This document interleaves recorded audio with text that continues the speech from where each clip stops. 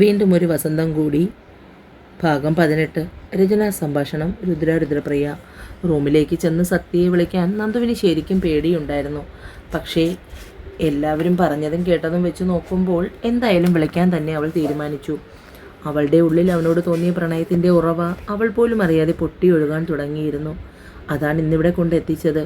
അനിയന്ത്രിതമായി തുടിക്കുന്ന ഹൃദയത്തെ വരുതിയിലാക്കി അവൾ റൂമിനുള്ളിലേക്ക് കയറി. ലൈറ്റ് ഇട്ടിട്ടില്ല, മുഴുവൻ ഇരുട്ടാണ്. കയ്യെത്തി ലൈറ്റ് ഓണാക്കാൻ തുടങ്ങിയതും ഇരുട്ടിൽ എന്തോ ഒന്ന് വന്ന് തന്നെ ചുറ്റിപ്പിടിക്കുന്നു. പെട്ടെന്ന് കുതറിമാറി കൈകൾ കൊണ്ട് തട്ടി മാറ്റുന്നുണ്ട്. പക്ഷെ തന്നെ പൂണ്ടടങ്ങാൻ വരിഞ്ഞു മുറുക്കി കഴുത്തിൽ ചുടുനിശ്വാസവും കണ്ണുനീരിൻ്റെ നനവും. പരിചിതമായ ആ ഗന്ധം ഒന്നുകൂടി ആഞ്ഞു ശ്വസിച്ചു. ഇരുവരുടെയും ഹൃദയതാളങ്ങൾ ഒന്നായി. എനിക്ക് വേണം നിന്നെ, ആർക്കും വിട്ടുകൊടുക്കില്ല, ഭ്രാന്തമായി പറഞ്ഞുകൊണ്ട് അവളെ ആഞ്ഞു പുൽകിക്കൊണ്ടേയിരുന്നു. ആദ്യത്തെ ഷോക്ക് മാറിയപ്പോൾ നന്ദു തിരിച്ചറിഞ്ഞു തൻ്റെ പ്രണയത്തെ. അടുത്ത നിമിഷം സത്യ അവൻ്റെ ചുണ്ടുകൾ അവളുടെ ചുണ്ടുമായി ബന്ധിപ്പിച്ചു. അവൻ്റെ ചുണ്ടും നാവും കൊണ്ട് അവളുടെ ചുണ്ടിൻ്റെ രുചി അറിഞ്ഞു. നാവാൽ അവളുടെ കവിൾത്തടം ഒഴിഞ്ഞു. നന്ദുവിൻ്റെ കണ്ണുകൾ പുറത്തേക്ക് ഉന്തി വന്നു. ശ്വാസം കിട്ടാതെ അവൾ സത്യയെ തള്ളി മാറ്റി. നെഞ്ചിൽ കൈവച്ച് ശ്വാസം ആഞ്ഞു വലിച്ചു. വായിൽ ചോര ചവർപ്പായി. നിറഞ്ഞ കണ്ണുകൾ ഉയർത്തി നന്ദു അവനെ നോക്കി. ഇരുളിലും അവളുടെ കണ്ണുകളിലെ നീർ സത്യ കണ്ടു. അവളെ ചേർത്ത് പിടിച്ചു. കണ്ണുകളിൽ മാറി മാറി ചുംബിച്ചു. സോറി പറഞ്ഞുകൊണ്ട് അവളെ ചേർത്ത് പിടിച്ചു. അവൾ കയ്യെത്തി ലൈറ്റ് ഓണാക്കി. അപ്പോഴും സത്യ അവളിൽ നിന്നും ചേർന്ന് നിൽപ്പ് തന്നെയായിരുന്നു. നന്ദു സത്യയുടെ പുറത്ത് തലോടി. സത്യേട്ടൻ വരൂ, നമുക്ക് ഭക്ഷണം കഴിക്കാം. രാവിലെ മുതൽ. അത്രയും ആയപ്പോഴേക്കും സത്യ അവളുടെ തോളിൽ നിന്നും മുഖമുയർത്തി. രാവിലെ മുതൽ ഞാൻ ഭക്ഷണം കഴിച്ചില്ലെന്ന് അറിഞ്ഞു വന്നതാണോ, അതോ എന്നോടുള്ള സ്നേഹം കൊണ്ട് വന്നതാണോ? നന്ദു മറുപടി പറയാതെ അവൻ്റെ മുന്നിൽ നിന്നു. ഇതിൽ രണ്ടിൽ എന്തുകൊണ്ടാണ് നീ തിരികെ വന്നത്? അതെനിക്കറിയണം. നന്ദു അല്പനേരം കൂടി ആലോചനയോടുകൂടി അങ്ങനെ നിന്നു. നിങ്ങൾ എൻ്റെ പ്രണയമാണ്, പ്രാണനാണ്, അതുകൊണ്ടാണ് വന്നത്. കൂസലില്ലാതെയുള്ള അവളുടെ മറുപടി കേട്ടപ്പോൾ സത്യ അവളുടെ കുനിഞ്ഞിരുന്ന മുഖം അവൻ്റെ നേർക്ക് ഉയർത്തിപ്പിടിച്ചു. ഇവിടെ നിന്ന് പോകുമ്പോൾ ഞാൻ നിനക്ക് ഇതൊന്നും അല്ലായിരുന്നോ? അവൾ അവൻ്റെ കൈ തട്ടി മാറ്റി. ഇവിടെ നിന്ന് പോകുമ്പോഴും ഇതെല്ലാമായിരുന്നു. പക്ഷേ എൻ്റെ സാമീപ്യം പോലും അലോസരപ്പെടുത്തുന്ന ഒരാളുടെ മുന്നിൽ വീണ്ടും വീണ്ടും വന്ന് നിൽക്കാൻ എനിക്ക് കഴിയില്ല. അതുകൊണ്ട് നിങ്ങൾക്ക് വേണ്ടി തന്നെയാണ് ഞാൻ ഇവിടെ നിന്ന് ഇറങ്ങിപ്പോയത്. ഇത്രയും നേരം നിങ്ങൾ കാണിച്ചു കൂട്ടിയതൊക്കെ സഹിച്ചിവിടെ നിന്നത് നിങ്ങളെ ഞാൻ അത്രയും സ്നേഹിക്കുന്നത് കൊണ്ടാണ്. നീ ഇവിടെ നിന്ന് ഇറങ്ങിപ്പോകുമ്പോൾ എൻ്റെ സ്വസ്ഥതയും സമാധാനവുമാണ് കൊണ്ടുപോയത്. നീയില്ലാതെ എനിക്ക് ഉണ്ണാനും ഉറങ്ങാനും ഒന്നും കഴിയുന്നില്ല. ഏതു നേരവും നീ എന്നിലേക്ക് നിന്നെ അടുപ്പിച്ചു കൊണ്ടേയിരിക്കുന്നു. I need you. എനിക്ക് നീയില്ലാതെ പറ്റില്ല നന്ദു. വീണ്ടും വീണ്ടും അവളെ ആഞ്ഞു പുൽകിയ സത്യേട്ടാ, അവിടെ എല്ലാവരും നമ്മളെ വെയിറ്റ് ചെയ്തിരിക്കുകയാണ്, നമുക്ക് പോകാം. സത്യമുഖം അമർത്തി തുടച്ചു. അവളെ ചേർത്ത് പിടിച്ച് റൂമിൽ നിന്നും പുറത്തേക്കിറങ്ങി വരുന്ന ഇരുവരെയും കണ്ടപ്പോൾ ബാക്കിയുള്ളവരുടെ മുഖം വിടർന്നു. മുന്നിൽ സത്യയും അവന് പിന്നിലായി നന്ദു. അങ്ങനെയാണ് പുറത്തേക്ക് വന്നത്. നന്ദുവിൻ്റെ കണ്ണുകൾ കലങ്ങിയിരിക്കുന്നത് കണ്ടപ്പോൾ അവൾ കരഞ്ഞതാണെന്നാണ് എല്ലാവരും കരുതിയത്. നന്ദു വീട്ടിൽ നിന്നും കൊണ്ടുവന്ന കോവയ്ക്ക ഇതിനോടകം തന്നെ സുമയും ലതയും ചേർന്ന് വിഴുക്കുണ്ടാക്കി വെച്ചു. സത്യ കഴിക്കാനിരുന്നപ്പോൾ നന്ദു അടുത്ത് നിന്ന് വിളമ്പിക്കൊടുത്തു. ആരും ആരോടും ഒന്നും പറഞ്ഞില്ല. എന്നാലും എല്ലാവരുടെയും ഉള്ളിൽ ചിരിയായിരുന്നു. കഴിച്ചു കഴിഞ്ഞ് എല്ലാവരും അവിടെയും ഇവിടെയും ഇരുന്ന് സംസാരമായി. സുമയും ലതയും കൂടി നന്ദുവിൻ്റെ വീട്ടിൽ നിന്നും കൊണ്ടുവന്ന ചക്കവരട്ടിയും സാധനങ്ങളും എടുത്ത് മാറ്റിവെക്കുന്ന തിരക്കിലാണ്. നന്ദുവും മാളുവും ഭക്ഷണം കഴിക്കാനിരിക്കുമ്പോൾ സത്യയുടെ നോട്ടം മുഴുവനും അവളിൽ തന്നെയായിരുന്നു. മാളു ഏറെ കണ്ടിട്ട് നോക്കുമ്പോൾ എല്ലാം സത്യ നന്ദുവിനെ നോക്കുകയാണ്. അവൾക്ക് ചിരി പൊട്ടി. നന്ദു അത് കൃത്യമായി കാണുകയും ചെയ്തു. നന്ദു അവളെ കണ്ണു കൂർപ്പിച്ച് നോക്കി. അടുക്കള ഒതുക്കാനും മറ്റും എന്നത്തെയും പോലെ സുമയോടും ലതയോടും ഒപ്പം നന്ദുവും കൂടി. മോള് പോയി കിടന്നോ, ഇനി കുറച്ച് പണിയും കൂടിയല്ലേ ഉള്ളൂ, അത് ഞങ്ങൾ ചെയ്തോളാം. അത് സാരമില്ലമ്മ, എന്നും നമ്മൾ 3 പേരും കൂടിയല്ലേ എല്ലാം ചെയ്യുന്നത്, ഇന്നും അതുപോലെ മതി. അടുക്കളയെല്ലാം ഒതുക്കി കഴിഞ്ഞ് അവൾ നേരെ റൂമിലേക്ക് വന്ന് കതക് ചാരി. മാറാനുള്ള ഡ്രസ്സുമെടുത്ത് വാഷ്റൂമിലേക്ക് പോയി. തിരികെ വരുമ്പോൾ അവളുടെ ടവലിൽ നിന്നും ഉയരുന്ന അതേ മണം. സത്യ മൂക്കുകൾ വിടർത്തി ആ ഗന്ധം ഉള്ളിലേക്ക് ആവാഹിച്ചു. സത്യയുടെ മറുവശത്തായി പിന്തിരിഞ്ഞു കിടന്നു. മനസ്സിൽ ഡോളക്കിൻ്റെ മേളമാണ്. കുറച്ചു മുന്നേ നടന്ന പോലത്തെ സ്നേഹപ്രകടനങ്ങൾ സത്യയുടെ ഭാഗത്തു നിന്നും ഉണ്ടാകുമോ എന്ന്. അതുകൊണ്ട് തന്നെ ശ്വാസം പിടിച്ച് കിടക്കുകയാണ്. എന്നാൽ ഒട്ടും പ്രതീക്ഷിക്കാതെ തന്നെ സത്യ നന്ദുവിൻ്റെ അടുത്തേക്ക് വന്ന് അവളുടെ മുടിയിൽ മുഖം പൂഴ്ത്തി ഇടുപ്പിലൂടെ കൈയും ചേർത്ത് കിടന്നു. ഈ സാമീപ്യമില്ലാതെ എനിക്ക് ഉറങ്ങാൻ കഴിയില്ല. ഹൃദയം ഇപ്പോൾ പൊട്ടിത്തെറിക്കുമെന്ന് തോന്നി നന്ദുവിന്. 2-3 ദിവസത്തെ ഉറക്കക്ഷീണമുണ്ടായിരുന്നു സത്യയ്ക്ക്. അതുകൊണ്ട് അവൻ വളരെ വേഗം ഉറക്കത്തിലേക്ക് വഴുതി വീണു.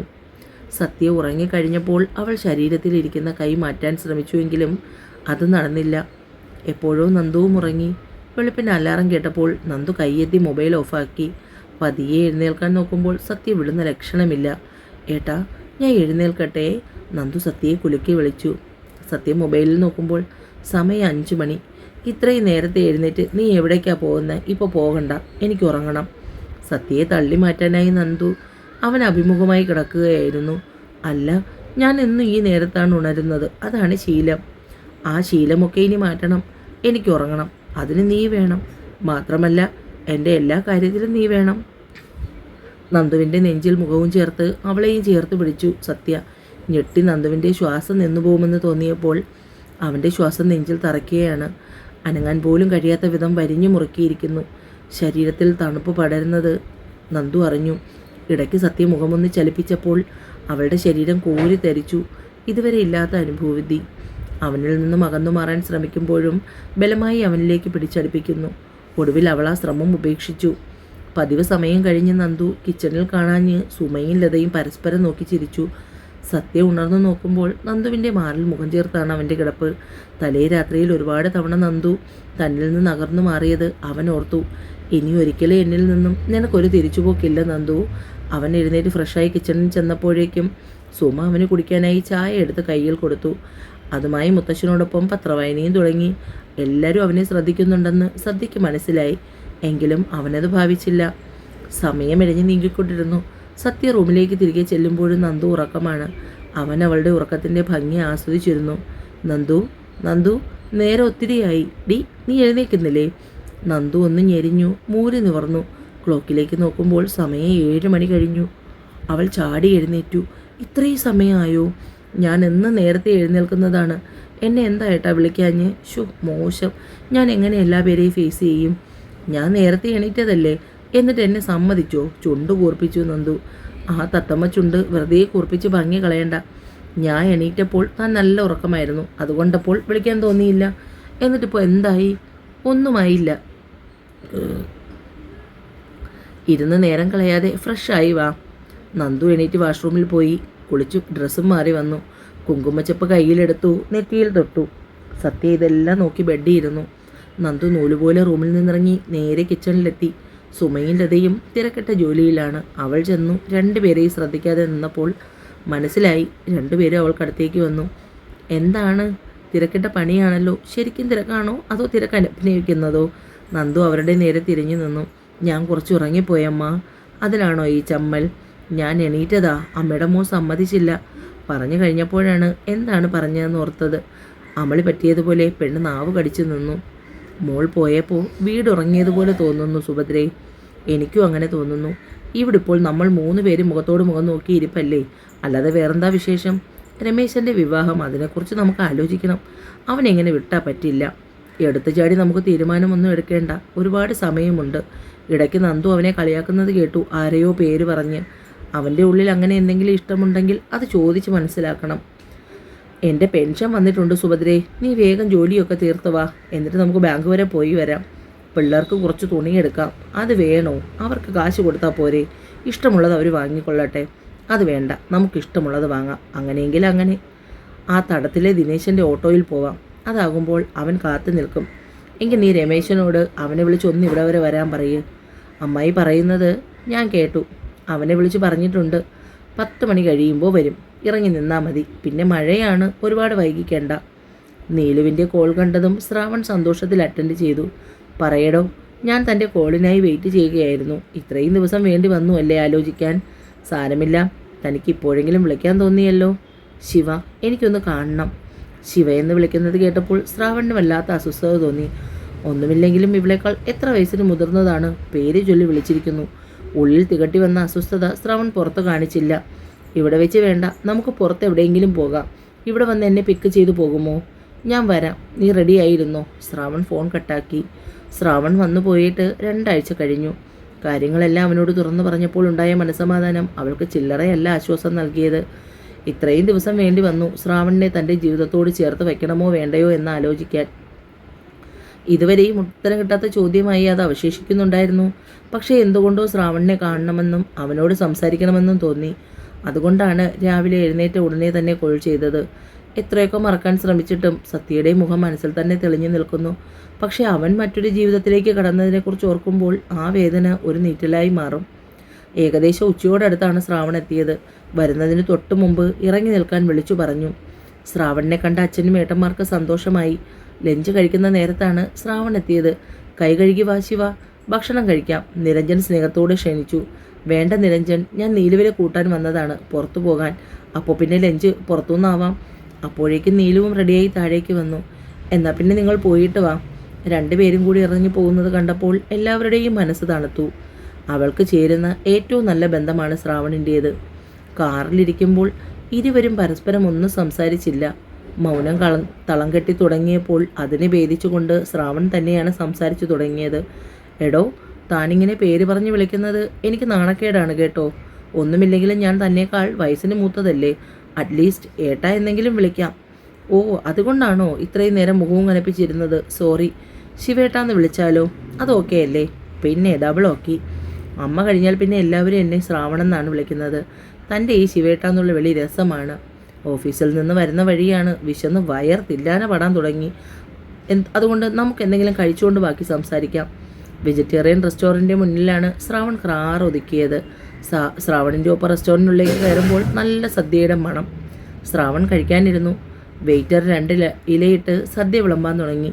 തൊട്ടുകൂട്ടാനുള്ള കറികൾ ഓരോന്നായി വിരലിൽ തൊട്ട് നാവിൽ വെക്കുന്ന തിരക്കിലാണ് നീലു. അവളുടെ കാട്ടിക്കുട്ടലുകൾ കണ്ടപ്പോൾ ശ്രാവണിന് ചിരി വന്നു. കൊച്ചുകുട്ടികളെപ്പോലെ വിരലിൽ കറികൾ തൊട്ട് നാവിൽ വയ്ക്കുന്നു. എരിയും പുളിയും മധുരവും ഒക്കെ ആകുമ്പോൾ മുഖത്തുണ്ടാവുന്ന ഭാവം. 3 കൂട്ടം പായസവും കൂട്ടി സദ്യ കഴിച്ചു. ബില്ല് പേ ചെയ്തിറങ്ങി കാർ നേരെ ബീച്ച് ലക്ഷ്യമാക്കി. ഉച്ചനേരമായത് കാരണം നല്ല വെയിലുണ്ടായിരുന്നു. അതുകൊണ്ട് തന്നെ ഇരിക്കാനായി കെട്ടിവെച്ച് സിമൻറ്റ് ബെഞ്ചിൽ ബദാം മരത്തിൻ്റെ തണലിൽ 2 പേരും ഇരുന്നു. കടലിൽ നിന്ന് കരയിലേക്ക് ആഞ്ഞടിക്കുന്ന തിരമാലകളിൽ നോക്കിയിരിക്കുമ്പോൾ തൻ്റെ മനസ്സ് തിരയൊടുങ്ങാത്ത കടൽ പോലെ പ്രക്ഷുബ്ധമായി ഇരിക്കുന്നു എന്ന് നീലു ഓർത്തു. കടൽക്കാറ്റ് വീശുന്നതിനനുസരിച്ച് നീലുവിൻ്റെ മുടിയിഴകൾ പാറിപ്പറന്നു. അവൾ അതിനനുസരിച്ച് ഒതുക്കിക്കൊണ്ടേയിരുന്നു. എൻ്റെ കൊച്ചേ, നീ ഇതൊന്ന് വാരി കെട്ടിവെക്ക്. ആലോചനയോടെ ഇരിക്കുന്ന നീലു ഇത് കേട്ട് ചിരിച്ചുപോയി. ഇന്ന് അത്യാവശ്യമായ എത്രയോ മീറ്റിംഗ് ഉണ്ടായിരുന്നതാണ്. അതെല്ലാം കൂടി ക്യാൻസൽ ചെയ്തിട്ടാണ് നീ കാണണമെന്ന് പറഞ്ഞപ്പോൾ ഓടി വന്നത്. അപ്പോൾ ദേ അവൾ നട്ടുച്ചയ്ക്ക് കടൽക്കരയിലിരുന്ന് കാറ്റുകൊള്ളുന്നു. ശ്രാവൺ പറയുന്നത് കണ്ണും തള്ളിയിരുന്ന് നീല് കേട്ടു. തൻ്റെ മനസ്സിൻ്റെ സംഘർഷാവസ്ഥ കുറയുന്നത് അവൾ അറിഞ്ഞു. ശിവേട്ടനോട് എന്തൊക്കെയോ സംസാരിക്കണമെന്ന് കരുതിയാണ് ഞാനിവിടെ വന്നത്. പക്ഷേ എനിക്കിപ്പോൾ ഒന്നും പറയാൻ കഴിയുന്നില്ല. ഞാൻ ഇത്രയൊക്കെ പറഞ്ഞു കേട്ടിട്ടും ശിവേട്ടൻ എന്നെ സ്നേഹിക്കാൻ കഴിയുമോ? ആ ചോദ്യം കേട്ട് ശിവ അവളുടെ മുഖത്തേക്ക് നോക്കി. ഞാൻ പറഞ്ഞില്ലേ നീലു, കുഞ്ഞുനാൾ മുതലേ നീ എൻ്റെ മനസ്സിലുണ്ട്. പക്ഷെ നിൻ്റെ മനസ്സിൽ ഞാനില്ലായിരുന്നു. ഇപ്പോൾ ദൈവമായി എനിക്ക് തിരികെ കൊണ്ടു തന്നിരിക്കുന്നു. സ്നേഹം എന്ന് പറയുന്നത് ഇങ്ങനെയല്ലേ? അതിനിങ്ങനെ ഓരോരുത്തരിലായി മാറിയും തിരിഞ്ഞും വന്നും പോയും ഇരിക്കും. നീ ഇപ്പോൾ സത്യയെ സ്നേഹിച്ച അതേ അളവിൽ എന്നെ സ്നേഹിക്കണമെന്ന് ഞാൻ ഒരിക്കലും പറയില്ല. അതിനേക്കാൾ ഒരുപടി കൂടുതൽ നിൻ്റെ ഭർത്താവ് എന്ന രീതിയിൽ എന്നെ സ്നേഹിക്കണം. നീലു അത് കേട്ട് വായും തുറന്നിരിപ്പാണ്. ഉറപ്പായി നിനക്കെന്നെ സ്നേഹിക്കാൻ കഴിയും നീലു. കാരണം കാലം മായ്ക്കാത്ത മുറിവുകളില്ല. ചിലപ്പോൾ അതിന് സമയമെടുത്തേക്കാം. എന്നാൽ അതിനുള്ള കാത്തിരിപ്പിന് ഒരു സുഖമാണ്. ഇനി ഈ മനുഷ്യനോട് എന്താണ് പറയേണ്ടത്? തന്നെ ഇത്രയും കൂടുതൽ മനസ്സിലാക്കാൻ ചിലപ്പോൾ സത്യയ്ക്ക് പോലും കഴിഞ്ഞെന്ന് വരില്ല. ശിവേട്ടനോട് ഇരിക്കുമ്പോൾ തൻ്റെ മനസ്സ് ഭാരമില്ലാത്ത അപ്പൂപ്പൻ താടി പോലെ പറന്നു നടക്കുന്നത് അവൾ അറിഞ്ഞു. ഇത്രയും പോസിറ്റീവായി ചിന്തിക്കാൻ ഇയാൾക്ക് എങ്ങനെ കഴിയുന്നു? ആലോചിച്ചുകൊണ്ട് കടലിലേക്ക് കണ്ണുനട്ടിരുന്നു നീലു. മുന്നിലേക്ക് കോൺ ഐസ്ക്രീം പാക്കറ്റ് കൊണ്ടുവന്നപ്പോൾ ശിവേട്ടൻ ഐസ്ക്രീം വാങ്ങാൻ പോയ കാര്യം പോലും അവൾ അറിയുന്നത്. സമയം ഏകദേശം 4 മണിയോടടുത്തിരുന്നു. കടൽ കണ്ട് കൊതി മാറിയെങ്കിൽ നമുക്ക് പോകാം. ഇപ്പോൾ പോയാൽ ശ്രീഗണേശിൽ നിന്നുമുള്ള കോഫിയും ചൂട് മുളക് ബജിയും കഴിക്കാം. ശ്രീഗണേശ് എന്ന് കേട്ടപ്പോൾ ഏതോ ഹോട്ടലാണെന്നാണ് കരുതിയത്. മണ്ണ് വാരിയിട്ടാൽ താഴെ വീഴാത്ത അത്രയും ആൾക്കാർ തിങ്ങിക്കൂടി നിൽക്കുന്ന തട്ടുകടയുടെ മുന്നിലാണ് കാർ വന്ന് നിന്നത്. ഇതെന്താ ഇവിടെ എന്ന ഭാവത്തിൽ നീലു നോക്കുമ്പോൾ ആൾക്കൂട്ടത്തിനിടയിലേക്ക് തള്ളി കയറി പോകുന്നുണ്ട് ശിവ. 10-15 മിനിറ്റ് കഴിഞ്ഞപ്പോഴേക്കും 2 കപ്പിൽ ചായയുമായി അതാ വരുന്നു. ചായക്കപ്പ് അവളുടെ കയ്യിൽ ഏൽപ്പിച്ച ശേഷം ആൾക്കൂട്ടത്തിലേക്ക് ഊളിയിട്ട് പോയി. തിരികെ എത്തുമ്പോൾ 2 കൈയിലും ബജിയും ഉഴുന്നുവടയും അതിനുവേണ്ട കറിയും. നീലു ഇതൊക്കെ കണ്ട് അമ്പട എന്ന് നിൽക്കുകയാണ്. അച്ഛനും ഏട്ടന്മാരോടും ഒപ്പം പുറത്തു പോയാൽ വലിയ വലിയ ഹോട്ടലുകളിലല്ലാതെ ചെറിയ തട്ടുകടകളിലൊന്നും കയറാൻ സമ്മതിക്കില്ല, ഹൈജീനിക് ഇല്ല എന്ന് പറയും. സത്യയുടെ കാര്യവും മറിച്ചില്ല. ശിവയോടൊപ്പം ഉള്ള ഓരോ നിമിഷവും പുതുമയുള്ളതായി നീലുവിന്. ഇതെന്താ ശിവേട്ട 2 കറി? മുളക് ബജി ഈ ചുവന്ന മുളക് കറിയിൽ മുക്കി കഴിക്കണം. പിന്നെ ഉഴുന്ന് വടക്കി ചമ്മന്തി. അതിനൊക്കറിയില്ലേ? മുളകിന് നല്ല എരിവ് കാണും, അതുകൊണ്ട് ശ്രദ്ധിച്ച് വേണം കഴിക്കാൻ. നീലു ബജിയെടുത്ത് മുളക് കറിയിൽ മുക്കി കഴിച്ചു. അതിനുശേഷം ചൂട് ചായ കുടിച്ചു. സൂപ്പർ. എരിയുന്നുണ്ടെങ്കിലും നല്ല ഉഗ്രം കോമ്പിനേഷനാണ്. ശിവേട്ട എവിടുന്നാണ് ഇതൊക്കെ കണ്ടുപിടിക്കുന്നത്? നമ്മുടെ ജീവിതത്തിലെ ഓരോ കുഞ്ഞു കുഞ്ഞു കാര്യങ്ങളും നമ്മൾ ആസ്വദിക്കണം. ഇതുപോലെയുള്ള ആഗ്രഹങ്ങൾ തോന്നുമ്പോൾ ഞാൻ ഉടനെ അങ്ങ് ഇറങ്ങും. ഈ സുഖമൊന്നും ഒരു 5 സ്റ്റാർ ഹോട്ടലിലും കിട്ടില്ല മോളെ. അവിടെ നിന്ന് നേരെ അവളെ വീട്ടിൽ കൊണ്ടുചെന്നാക്കി അമ്മാവനോടും അളിയന്മാരോടും അല്പനേരം സംസാരിച്ചതിന് ശേഷമാണ് ശിവ യാത്ര പറഞ്ഞിറങ്ങിയത്. ശിവ പോകുന്ന നേരം നീലു പുറകെ പോയി. ഇനി ഇതുപോലെ കടൽ കാണാൻ ആഗ്രഹം തോന്നുമ്പോൾ വിളിച്ചാൽ മതി. ശിവ കളിയാക്കും പോലെ പറഞ്ഞു. ശിവേട്ടൻ്റെ ഒപ്പം ഇരിക്കുമ്പോൾ ഞാൻ ഹാപ്പിയാണ്. ഞാൻ ഒരുപാട് എൻജോയ് ചെയ്യുന്നു ശിവേട്ട. എന്നെ പിന്നെ ഞാൻ അമ്മാവന്മാരോട് പറഞ്ഞേക്കട്ടെ എത്രയും പെട്ടെന്ന് നമ്മുടെ വിവാഹം നടത്താൻ. അപ്പോൾ പിന്നെ എപ്പോഴും എന്നെ കണ്ടുകൊണ്ടിരിക്കാമല്ലോ. അപ്പോഴേക്കും നീലു ഒന്നും മിണ്ടിയില്ല. ഞാൻ വെറുതെ പറഞ്ഞതാടോ, അതിൻ്റെ പേരിൽ ഇനി മുഖം വീർപ്പിക്കേണ്ട. എന്നാൽ ഞാൻ ഇറങ്ങട്ടെ. ഏത് സമയവും ഈ റൂമിൽ തന്നെ അടച്ചിരിക്കുന്നത് കൊണ്ടാണ്. ഇടയ്ക്കൊക്കെ പുറത്തോട്ടിറങ്ങണം. താൻ ഇങ്ങനെ വീട്ടിനുള്ളിൽ തന്നെ അടഞ്ഞിരിക്കുമ്പോൾ അത് അവർക്കൊക്കെ വിഷമമല്ലേ? എനിക്കെന്തോ പഴയതുപോലെ ആരോടും ഇടപെടാൻ കഴിയുന്നില്ല. എന്തോ തെറ്റ് ചെയ്തതുപോലെ. നീലു പറയുമ്പോൾ എത്ര ശ്രമിച്ചിട്ടും തടഞ്ഞു നിർത്താൻ കഴിയാത്ത 2 തുള്ളി കണ്ണുനീർ കവിളിൽ വീണു ചിതറി. ശിവ കാറിൽ നിന്നും പുറത്തേക്ക് ഇറങ്ങി. താൻ ഇത്രയ്ക്ക് സില്ലിയാണോ നീലു? കണ്ണു തുടക്കി. അവരൊക്കെ നോക്കുന്നു. താൻ വിചാരിച്ചതുപോലെ അവർക്ക് ആർക്കും തന്നോട് പിണക്കമില്ല. തൻ്റെ സന്തോഷം നടത്തിത്തരാൻ ആഗ്രഹിക്കുന്നവരാണ്. ഇതുവരെ തൻ്റെ ആഗ്രഹങ്ങൾ അനുസരിച്ച് എല്ലാം ചെയ്തിട്ട് ഇപ്പോൾ അത് നടത്തിത്തരാൻ കഴിയാത്തതിൽ അവർക്ക് ദുഃഖമുണ്ട്. അതുകൊണ്ട് ആവശ്യമില്ലാത്ത ചിന്തകളൊക്കെ മാറ്റിവെച്ച് നല്ല കുട്ടിയായി പോയേ. എനിക്ക് കുറച്ച് തിരക്കുണ്ട്. ശിവ യാത്ര പറഞ്ഞു പോയി. എല്ലാം ശ്രദ്ധിച്ച് അച്ഛനും നിരഞ്ജനും ഹാളിൽ തന്നെ ഇരിപ്പുണ്ടായിരുന്നു. തങ്കമണിയുമായി കുറച്ച് അഭിപ്രായ വ്യത്യാസം ഉണ്ടായിരുന്നുവെങ്കിലും മകനെ അവൾ നല്ല രീതിയിൽ തന്നെയാണ് വളർത്തിയിരിക്കുന്നത്. അതുകൊണ്ട് തന്നെയാണ് ഒട്ടും മടിക്കാതെ ഒരു ആലോചനയുമായി അവിടേക്ക് ചെന്നത്. പക്ഷേ അതെന്തുകൊണ്ടും നന്നായി എന്ന് ഇപ്പോൾ മനസ്സിലായി. കുറച്ച് ദിവസം കൊണ്ട് മകളുടെ സ്വഭാവത്തിൽ വന്ന മാറ്റം വീട്ടിലെല്ലാവരും ശ്രദ്ധിച്ചിരുന്നു. ഇന്ന് ശിവയോടൊപ്പം പുറത്തുപോയി വന്നതിന് ശേഷം പഴയ നീലുവിനെ തിരിച്ചു കിട്ടിയതുപോലെ ഒരു തോന്നൽ. അവൾ അകത്തേക്ക് കയറി വന്നതും 2 പേരും നോട്ടം മാറ്റി. നീലു അടുക്കളയിലേക്ക് ചെന്നു. കുറേ നാളുകൾക്ക് ശേഷമാണ് കിച്ചണിൽ കയറുന്നത്. ആഹാ, ഇങ്ങനെ ഒരാൾ ഇവിടെയൊക്കെ തന്നെ ഉണ്ടോ? അമ്മയാണ് അവളോട് ചോദിച്ചത്. നീലു പിന്നിൽ നിന്ന് അമ്മയെ കെട്ടിപ്പിടിച്ചു. അവൾക്ക് ഏറ്റവും കൂടുതൽ സന്തോഷം വരുമ്പോൾ മാത്രം അവൾ ചെയ്യുന്ന പ്രവൃത്തിയാണത്. അമ്മയുടെ നീലിക്കുട്ടനെ ഇന്ന് സന്തോഷമാണല്ലോ. എന്ത് പറ്റി? ശിവയോടൊപ്പം പുറത്തുപോയി വന്നതിന് ശേഷമാണ് ഈ സന്തോഷം. നീ ആഗ്രഹിച്ചത് നേടിത്തരാൻ കഴിഞ്ഞില്ലെങ്കിലും അതിനേക്കാൾ മികച്ചതിനെ തന്നെ നിനക്ക് നേടിത്തരാൻ അച്ഛന് കഴിഞ്ഞു. തുടരും.